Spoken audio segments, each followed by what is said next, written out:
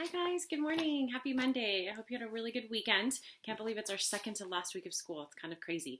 But this week will be our last official week of having daily assignments and daily messages like I'm doing this week. So yay for Monday. All right, so let's talk a little bit about our day. So we're going to start with morning work. So I did do, it's page 112. So I'll go over quickly some of the answers for your morning work. So number one is just writing the numbers. So 38, 97, and 63. Number two is drawing the hands on the clock. Just make sure that you're being careful about the placement of your hour hand. So first one is quarter after 1, which would be 1:15.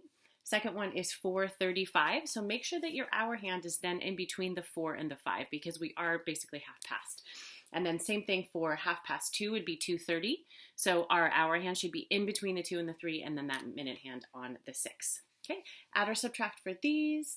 Number 4, the addition fact that could help you that goes in that fact family is 8 plus 7. So if you know that, that's going to help you with the subtraction fact. Fixing this so you can see the changes. So my with a capital, family ends with a Y, Oak Street both needs capitals, and then a period at the end. And then you can see contractions at the bottom. We're combining those words into their actual contraction. So that's morning work. Grammar for today. So we're switching. So we're going to be on page 6 in your grammar packet about irregular verbs. So you actually have 2 things to do today. One is a seesaw activity that talks about these irregular verbs. We've talked about this a little bit in class, but I do think it's something important for us to continue to work on because these are a little bit tricky. So basically when we have past tense verbs, sometimes we add an ed and that's how we show that something is in the past tense. But we have some verbs that actually the entire word changes and shifts when we do past tense. So here's some examples. Kim will do her math. Kim did her math. I sleep in my bed. I slept in my bed. So these are some examples here. So this is really just your vocabulary page today. And then what you're going to do is write the irregular past tense verb underneath for the bottom section.